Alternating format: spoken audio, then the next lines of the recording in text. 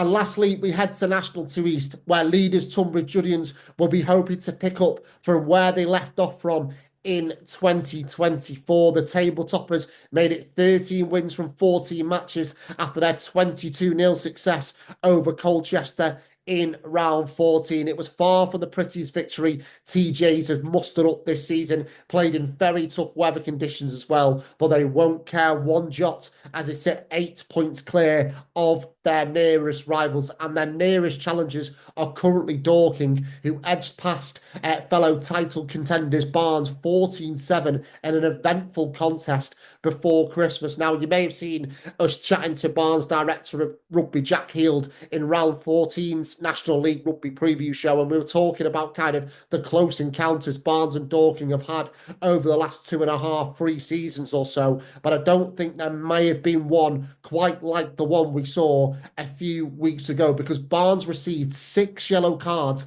and 2 red cards as Dorking eked out the win in the capital. Barnes played much of the first 40 with 30 men and did actually lead 7-0 on 55 minutes, but Dorking turned the tide in their favour, and from their perspective, it was the ideal result after a setback against Canterbury in round 13. But overall, a pretty unusual game between two of the top 3 sides, but it was Dorking who came out with the victory. So as we said, TJs currently lead the way in National 2 East with Dorking in second. Dorking do have a game in hand to come next month at home against Guernsey Raiders, while Canterbury are settling into the top 4 after a good run of form. At the other end, it still remains close, especially between the bottom 3 sides. 14th place Worthing are certainly not giving up the fight, as shown in their performance against Havant just before Christmas, where they were narrowly beaten 22-19, but all of those sides will be hoping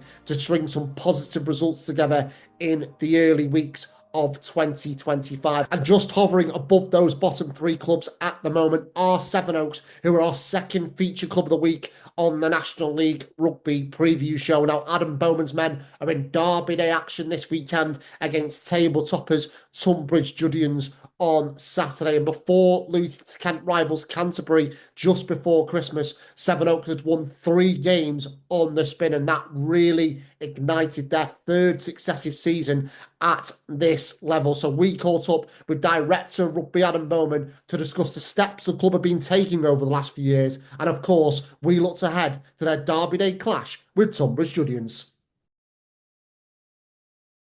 Of course, we are set to resume the National League Rugby season for 2025 this weekend, certainly in National 2 East as well. 14 games into the campaign for Sevenoaks. So a bit of a broad question to begin with, Adam. How do you kind of assess the first half of the season for you guys going into this next block of fixtures in January? Yeah, so we were disappointed with the first half of the season, but we were pretty pleased with our last month that we had building into Christmas, and looking to build on those performances going into the coming into the new year. So, disappointed probably in the first half, but very pleased with the results and the performances that we saw in the second half of the first half of the season. I think we were particularly disappointed with the loss at home to Colchester. And I was really pleased with the reaction from the whole squad the following week away to Westcombe Park, and I think that was a big moment for the group. And it was pretty horrendous conditions going down to Westcombe Park on that day, and we had a plan and we stuck to it and we executed it really well that day, and that provided a huge amount of just confidence and belief with the group, and the group have worked incredibly hard this season, and they have done since the start of pre-season. So it's great for everyone involved, players and staff, to get the rewards that we deserve. And trusting what you do and working hard is probably 2 elements across the board, Adam, which has seen Sevenoaks kind of really start to cement themselves in National 2 East. We said before we hit record that 2.5 seasons in now, 3rd season, at this level. So how much of there is a sense around the club that this is the level where you guys absolutely deserve to be after promotion a few years ago? Yeah, we think it's a great league.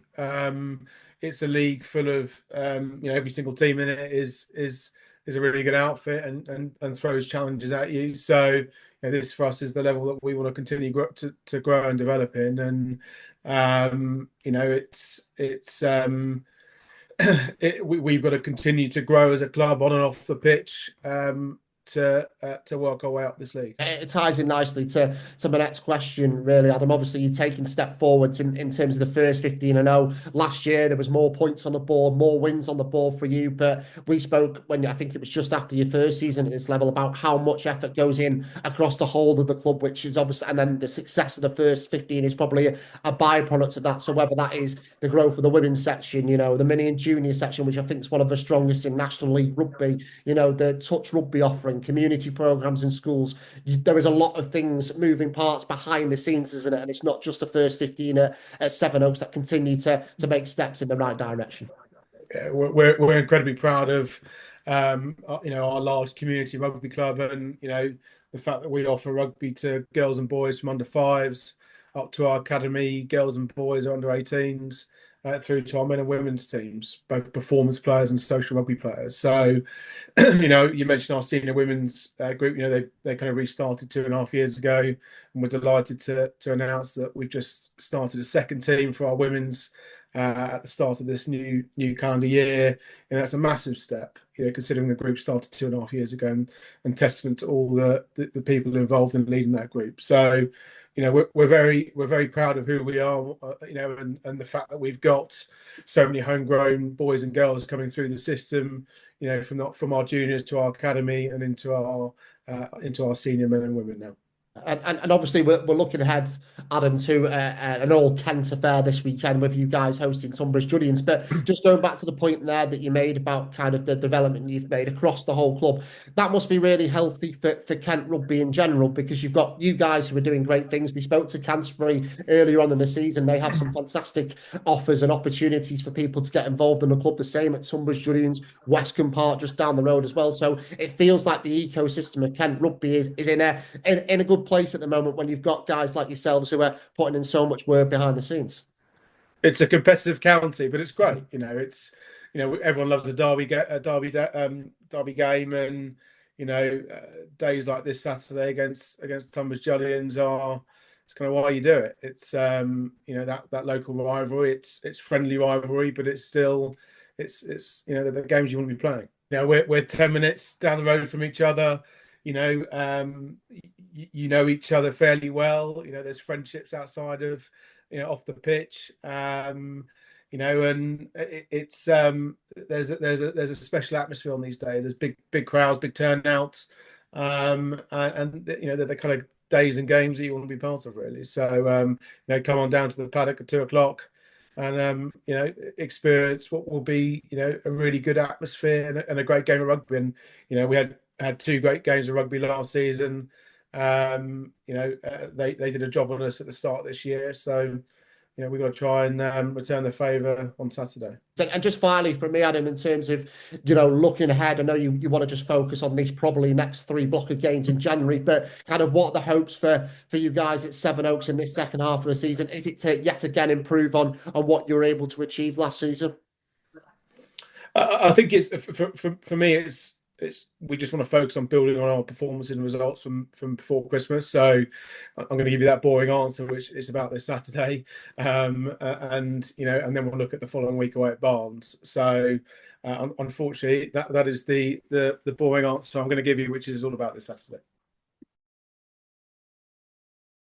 And a huge thanks then to Adam for his time earlier this week. He's always keen to look at Sevenoaks from a whole club perspective in his role as director of rugby, and they want to take steps forward collectively as a rugby club. But in terms of just the first 15, they have certainly done that, haven't they, over the last month or so, with those 3 wins from their last 4 games. But can that continue against league leaders Tunbridge Julians? It's going to be a tall order, but Sevenoaks did beat TJs in this corresponding fixture last February. So really should be a good one at the paddock and at the paddock this weekend. And at the time of recording, there are not many seats left for Sevenoaks' pre-match lunch. So if you do fancy taking a trip to the paddock this weekend to watch Sevenoaks versus Tunbridge Judians, make sure you check out Sevenoaks' Instagram account and the club website for any details around the pre-match lunch. But if you just wanted to head down to the paddock for just the 80 minutes of rugby, I'm sure Adam and everyone at the club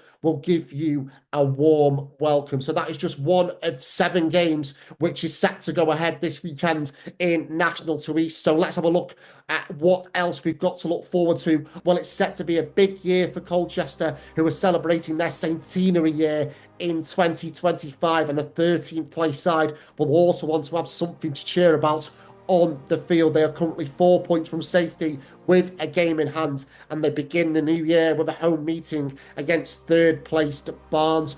Dorking, who we highlighted at the top, take on Old Albanian, who ended a 7-match losing run in style in round 14 after beating Oxford Harlequins 52-8. Fifth place Guernsey Raiders will be looking to leave a disruptive and frustrating final couple of months in 2024 behind them when they host Havant in round 15. The visitors really seem to embrace the National to East experience since promotion and currently sit 9th in the table. Henley Hawks welcome Westcombe Park to Dry Lees. The Hawks dropped into the bottom half of the standings after no wins in December. By contrast, 7th place Westcombe Park won all 3 of their fixtures last month. Bury St Edmunds go to Oxford Harlequins, having won 3 of their last 4 games, but all 3 of those wins came at home. So can Jacob Ford's side translate that onto the road against an Oxford Quins side that have lost their last 5 games? Sevenoaks versus Tunbridge Judians we've already mentioned.